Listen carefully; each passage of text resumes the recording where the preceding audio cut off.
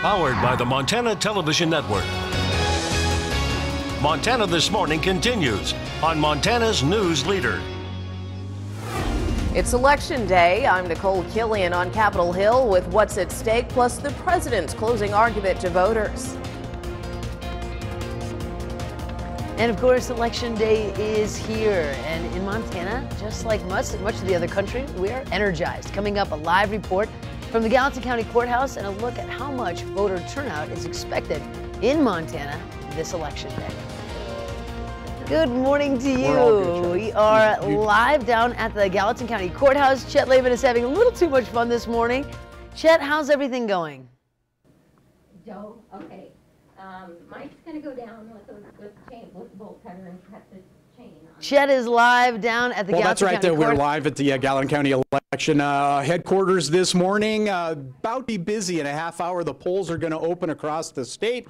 Those folks who did not vote absentee or early vote, you'll be able to make your way to the polls. They'll stay open until 8 o'clock tonight. You'll walk into a booth much like this one, cast your ballots, drop it into a box with an election official, and then get that I voted sticker. We've been here all morning chatting with Charlotte Mills, Gallatin County election officer, about the busy time that it takes. She has dozens of people out making sure that you can go and cast your ballot. So today's the day. Make sure if you haven't voted or you haven't voted absentee, head to your polling place. And if you need to do that here in just a little bit, we'll pass along that information so you know how to find out where your polling place are. Meantime, we're live at the Gallatin County Courthouse. We're going to send it back to you in the studio. Thank you, Chet. Now, Republicans and Democrats have made their final pitch to voters around the country. President Trump hit 3 states yesterday, hoping to push some GOP candidates over the top in some close races. And as CBS's Nicole Killian reports, the president is very much on voters' minds. Anywhere in the world. President Trump is hoping his campaign barnstorming gets his supporters to the polls today. Because in a sense, I am on the ticket. According to a CBS News YouGov tracker, more than 70% of voters say the president is a factor in their vote. The contrast in this election could not be more clear. Democrats produce mobs. That's what's happened. Republicans produce jobs. Traveling to Ohio, Indiana, and Missouri yesterday, President Trump rallied with GOP candidates in tight races. We're going to call Senator McCaskill fired. Mr. Trump won Missouri by 18 points in 2016. Josh Hawley is hoping the president's support helps him unseat Democratic Senator Claire McCaskill. It does make you question when Josh Hawley says if I go to Washington, I won't owe anybody. Pretty sure he'll owe somebody. Candidates around the country are saying this is the most important election of a lifetime, and voters seem to agree. Early voting numbers have far exceeded previous midterms. El Pasoans have turned out at 3.5 times what they did in the last midterm election. If that trend continues tomorrow, we win. Texas Democrat Beto O'Rourke is hoping for a surprise victory over Republican Senator Ted Cruz. With the economy booming in Texas, who in their right mind would want to screw that up? Republicans are confident they'll maintain control of the Senate, but that same CBS News YouGov tracker gives the Democrats a slight edge to take back control of the House. Nicole Killian, CBS News, Capitol Hill. Control of 36 governor's offices in both chambers of Congress are up for grabs. Some races are expected to be too close to call by tomorrow night or by tonight.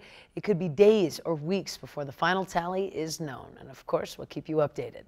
And more than 300,000 Montanans have already cast their vote for today's election, but tens of thousands more will be voting before the polls close tonight. MTN's chief political reporter Mike Dennison gives us the lowdown on the last day voting and registration and the campaign final push.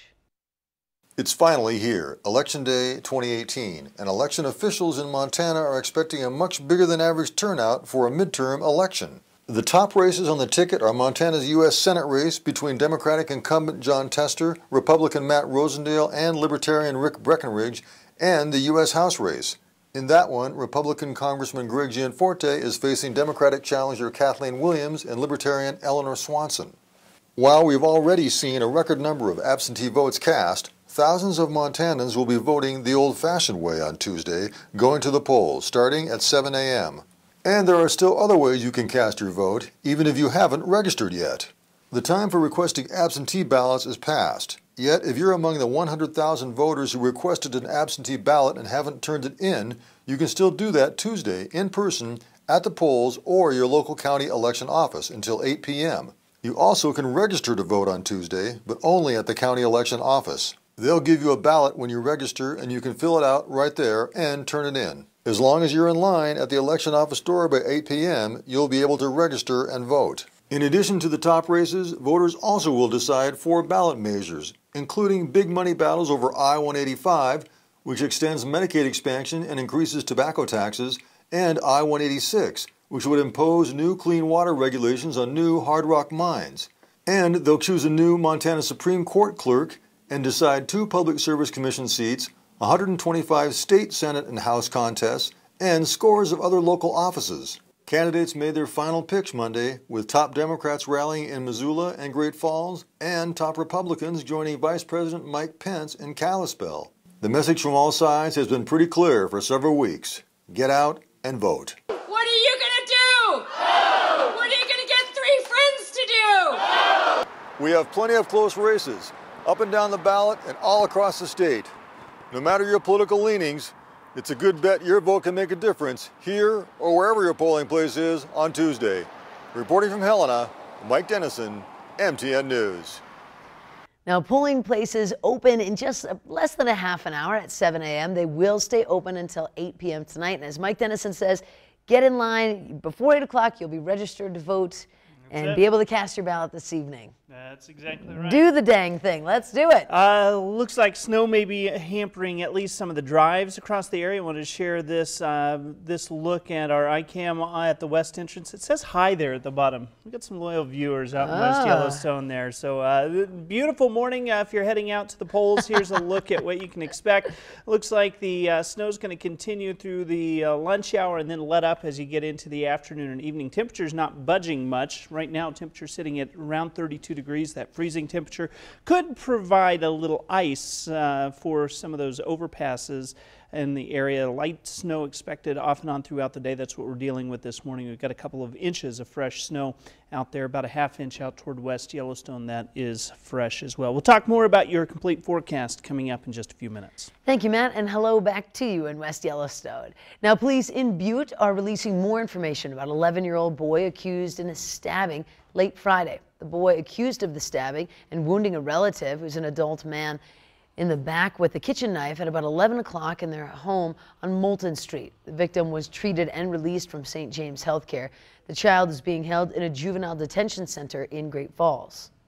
It's just it's a sad case, and we're working with the family and with the county attorney's office and stuff to see what the appropriate charges will be. Now, the undersheriff added it's very unusual to have such a young child committing this type of violent act.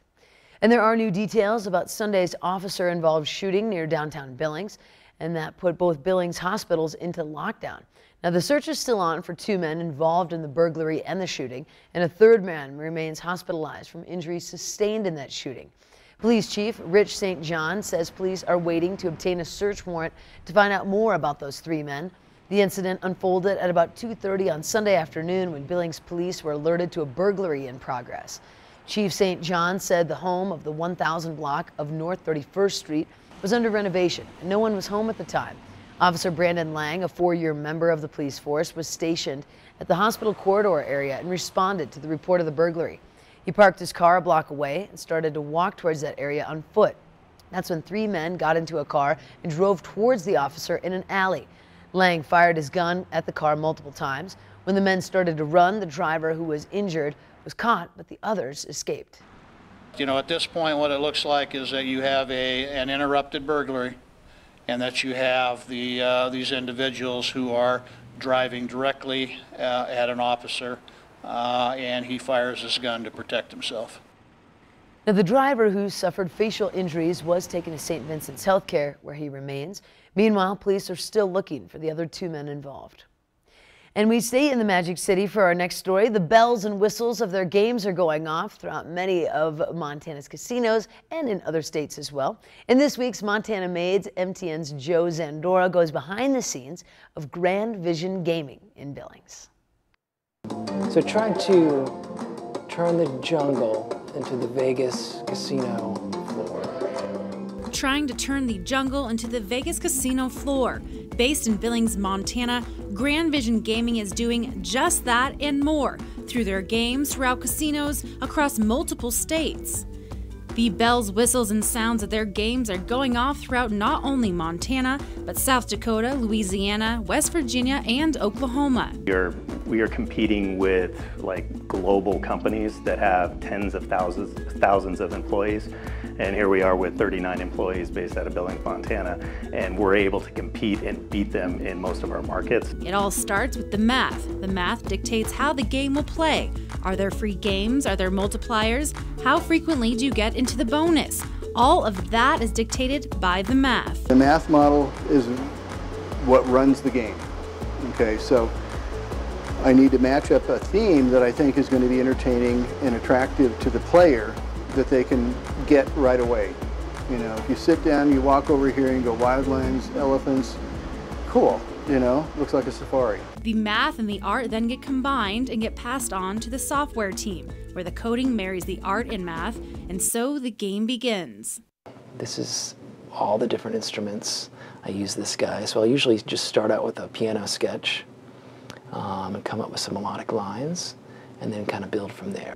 From the animations, the sound effects, the coding, and even building the games, everything about the games from start to finish are made in-house.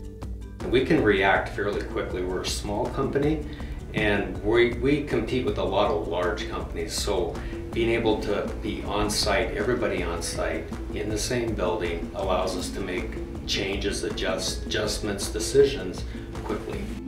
From animations, sound and music, coding and building, once everything is put through a vigorous testing cycle, third-party approvals, and beta testing is approved, the game is finally released to be sold and distributed into the market.